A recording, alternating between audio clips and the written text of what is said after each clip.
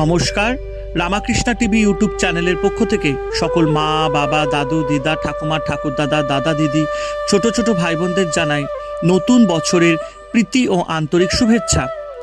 সবাই ভালো থাকবেন, আনন্দে থাকবেন এবং সুস্থ থাকবেন। আমি আবারও চলে এসেছি প্রশ্ন উত্তরে কথামৃত সম্পর্কে আলোচনা করতে। তবে শুরু করার আগে একটাই কথা বলবো, রামাকৃষ্ণা টিভি ইউটিউব চ্যানেলকে সাবস্ক্রাইব করবেন, শেয়ার করবেন এবং আপনাদের ভালোবাসাটা দিতে থাকবেন। আজকের প্রশ্ন, ভক্ত জিজ্ঞেস করছেন ঠাকুর শ্রী রামকৃষ্ণ পরমহংসদেবকে, ঈশ্বরে কি করে মন হয়? খুব সুন্দর প্রশ্ন এবং মন দিয়ে আজকের ভিডিওটি দেখবেন প্রথম থেকে শেষ অবধি।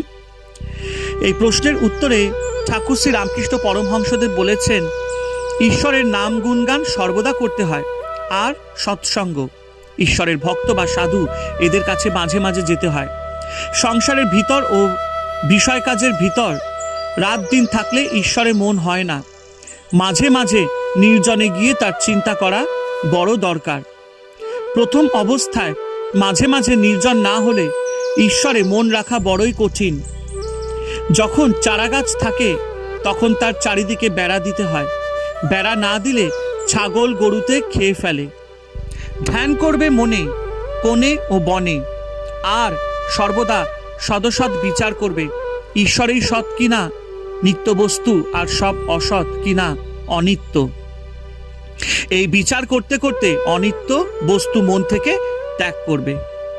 জয় ঠাকুর শ্রী রামকৃষ্ণ পরমহংসদেবের জয়। হরে কৃষ্ণ।